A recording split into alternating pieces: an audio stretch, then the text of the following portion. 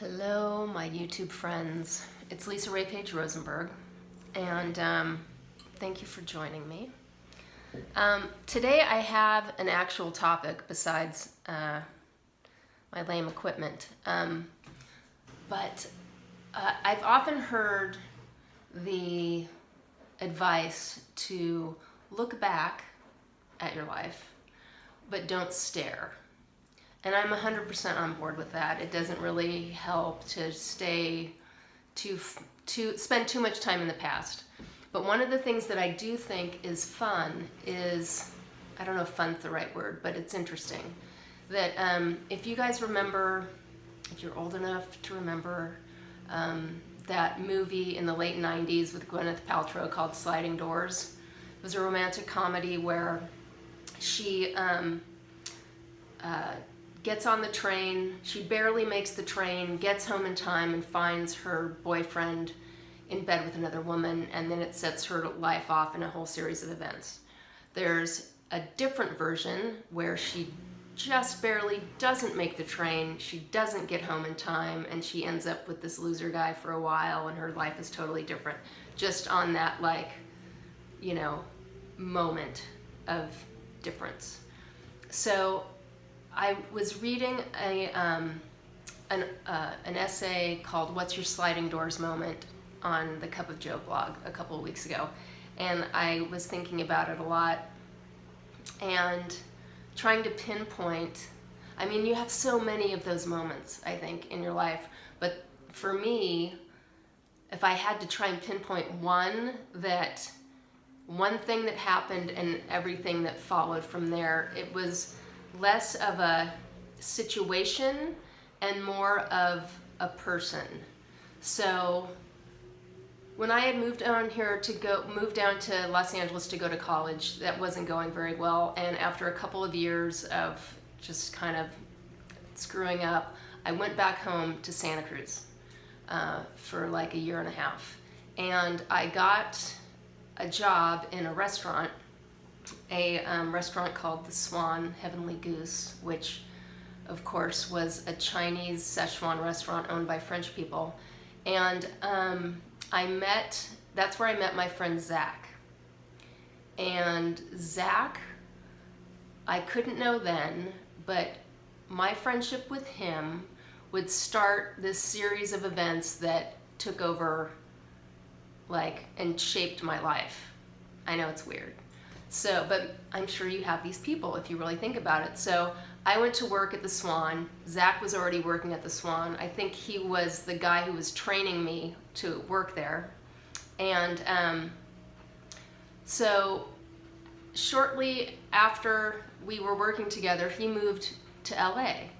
And I moved back to LA, and we had kept in touch, and he said, I'm working at this restaurant, you should come and interview here and work at this restaurant with me. So I got the job at a restaurant called Metropolis on La Cienega, and in West Hollywood, that we later found out was owned by Moonies, the Moonies, the Sun Young Moon cult. Those are the people that would have he would perform these wedding ceremonies with hundreds and hundreds of people that were just randomly slapped together to be married at like Madison Square Garden, and I think he's still around doing stuff, but it was really weird when we figured out that's who we were working for. But I met some really great people there that I still know, and this was, 1987, and I had met Zach, I think, in 85 or 86. Anyway, so I started working there. And this is the part where when people say, how did you get started with your job in show business? I always say I started my job in show business waiting tables. And what had happened was I was waiting tables at Metropolis, and I was working there, and Zach and I were both also working at another restaurant called Ruth's Chris, Beverly Hills, which is a steakhouse. And so I was working day and night. I was working 2 shifts a day, moving them around to these 2 different restaurants. And we also worked with a woman named Ginger, who was really sweet. And Ginger was an actress, and her boyfriend, Fred and Ginger, Fred was a casting director. And so she had been helping him with his business, and then asked me if I would work as an assistant for Fred, because she felt like it was this conflict and she wanted to still be able to go out and audition without being bogged down by, office kind of work or working for Fred. So she said she would cover my lunch shifts if I would go work for Fred. So that's how Zach got me to Fred and Ginger. So then Fred was the next linchpin who I started working with him doing casting. And Fred is this brilliant guy who's an amazing writer and director and actor and comedian, and he's amazing. So I learned over the course of a few years really how to direct people and how to direct actors from watching him direct casting sessions. And I was then offered a job running a casting facility at a production company where I was assisting a lot of different people and running the facility. So that Fred got me there, and knowing how to work with actors, and then working at this production company, I kind of started understanding how production happens. So then I worked there for 4 years, and I met someone. There was an actor that I would audition often, who I ran into at a New Year's Eve party, and his name's Wayne. Wayne, another brilliant guy, still a friend, super funny comedian, and a great actor. And I ran into him at this New Year's Eve party, and then so we became friends, but I only knew him from casting. That was my introduction to him, but we really didn't start talking until we met at this New Year's Eve party, and he might remember the year. I don't remember the year, but maybe 88, 89. But so then I went on from there to the riots happened in LA, and it was frightening for everybody and sad and terrible. And understandable and awful all at the same time. And a bunch of us went to Wayne's house, Wayne's apartment, to ride out the riots, because it was less scary to be around people instead of alone in your apartment not knowing what was going on. So there I met my friend Jen, and she and I during the riots became friends, staying for a couple of days in this apartment with Wayne and, like, I don't know, 5 or 6 other people. I don't even remember how many of us there were. And then we decided it would be fun to start writing stuff together. And she had been a commercial producer, like an agency producer in New York, so she understood production, and also super funny, and had moved out here with a theater project, and she was great. Still is great. She is Bob's godmother, and I adore her. So we met there, and we decided to write a couple of scripts together, and it was really fun, and we would meet at a coffee shop. And so Wayne got me to Jen, so if you're following the story. So I got to Jen, we wrote this script, working on this script. Meanwhile, I had a dog who I took to the dog park, my dog Stella, who is one of the loves of my life. I just adored her, big black lab. And I took her to the dog park, and I struck up a conversation with this guy, Tony. And Tony had his dogs there, and then Stella got into a fight, which I'd never seen her do before. So I'm gonna say it was the other dog's fault, because, and I didn't know what to do. I was just kind of panicked and stood there. And so Tony reached in, pulled the dogs apart, was, Superman of the dog park, and saved the day. And then we became friends.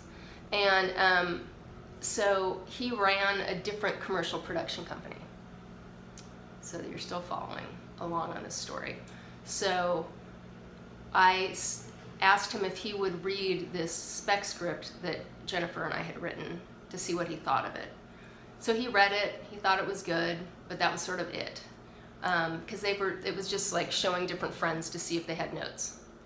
So, then I was on the phone with him some months later, and he was complaining about how he had this meeting with a network that his production company had a deal with, and they were supposed to be pitching a show idea to them because they had this deal with VH1. So, and VH1 wasn't doing programming per se, it was just music videos of like Michael Bolton and Gloria Estefan, and you would watch them at the gym. You know, that's always what was playing because it was super middle of the road Kenny G land. And so they wanted to, you know, freshen it up a little bit. And so he was complaining about how he didn't have anything to give to them and that he had this meeting in the morning. And I said, well, why don't you try this? How about if you try this other thing? Or what if you do this? And you know, on MTV they do this. And he was like, can you just write some stuff down? Why don't you and Jennifer write some stuff down and just give it to me?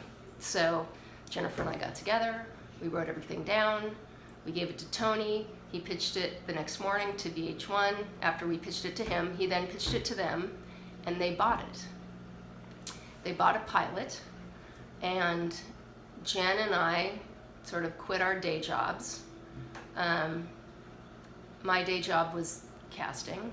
Her day job, she did some casting, but she also was she's super smart and geniusy, and so she had gone on some game shows and was like living off game show profits. Super LA story, it's super good. So anyway, so we got this pilot, and suddenly we were making a TV show, and from there, we were working for Tony, made this show, and he brought in this woman, Debbie, to help us produce the show and to kind of show us what we were doing, because she had worked at MTV, and now she was in LA on maternity leave and just needed a quick gig, so she was working with us, and we loved her, and she taught us so much. And so we ended up doing this pilot, and they tested it, and it tested higher than anything that they'd really tried to put together before at VH1. So they gave us an order for a series. So suddenly, Jennifer and I were flying around the country interviewing music celebrities. And we got to meet people like the Rolling Stones and David Bowie and, oh my God, Neil Young and Joni Mitchell and like John Lee Hooker and all of these, like anyone who was making music in the 90s, in the early 90s. We got to meet them. And so the basis of the show, the concept of the show was that we would go interview people while they were doing other hobbies. Go interview music people while they were doing other hobbies. So like Tony Bennett is an artist, and so I was interviewing him and holding a camera at the same time because we were super low budget, so we would usually have one camera and then I would shoot B-roll with another camera. And so he drew me as he was talking and I was interviewing him, and I have a great picture I'll show you sometime of me holding the camera that he drew. And anyway, it was super fun and crazy, and there was this big regime change at VH1, so there was really no executive in charge of our show, and we just rolled into another season, and no one ever gave us notes. We just kind of did what we wanted, and it was amazing, and would of course never happen again. So after we did a few seasons of that, and it was so much fun, we went on to work on other scripted shows, and then our friend Debbie, who we had met on that pilot, went on to become a VP at Comedy Central, and they didn't have an office in LA, so she stayed in LA and opened that Comedy Central office, and she knew us, so she hired us to do movie specials where we were interviewing more people, but this time they were the actors in the movies, and we would go out and do things with them. So that was super fun, and it was like, you know, going to interview Ben Stiller and Something About Mary, and, you know, just like all these different movies of that time. All came from Tony, and then Debbie, and then Jen, Wayne, Zach. So you see how this works. That's the sound of my dryer being done, which I call, I don't know if you can hear it, but I call it my my theme song. Anyway, so that was sort of my illustrious jump into show business. And then we were so lucky we got to work for years on really fun, interesting things, some game shows, some children's programming, a lot of comedy, and that was our favorite. And we were working on one show with John Henson, who is a lovely person, and we had so much fun with him, and I spent a lot of time in an editing bay with the post-production supervisor and the editor, doing notes and going through the shows. And post-production is what you do after you shoot the show to put it all together and make it nice. So I had 2, I won't say failed marriages, I'll just say past marriages in my past. Past marriages in my past, you know what I'm saying, behind me. And I hadn't dated in years because I was just over it. And the women I was working with were like, you should do online dating. And I'm like, that sounds terrible. And I really don't want to do that. And so after they kind of wore me down, and I was like, okay, I'll do it. Why not? So now that is coming from having a career from Debbie, from Tony, so you see how this all lays out. Anyway, so I started online dating, which is it's another segment for another time. But I ended up meeting my husband, Mr. Rosenberg, and we got married, and 10 minutes later we found out we were pregnant. I was pregnant with Bob, our son, and now it's 15 years since we've met later, and you know, and here's my life, and it's great. And it's like all these things that I've always wanted, and I have these great careers in my past and fun things going on now, and my beautiful family, and it all goes back to Zach. So I'm just wondering, like, if you think about it, who's your Zach? Who's your person that kind of kicked things off in a certain trajectory that might never have happened if you hadn't met that person, or if you hadn't had that experience with them? There's this other book, there's this writer, Taylor Jenkins Reid, and she wrote this book, Daisy Jones and the Six, that's really popular right now. But she had a few previous books, but one of them was called Maybe in Another Life, and my friend Anne sent it to me. And it's that kind of plot where it's like, if this happened, this would have happened, and then seconds and inches are just enough to make it different, and this is what would have happened if this would have happened. And I'm fascinated by that whole concept. So we'll talk more about this, you and I.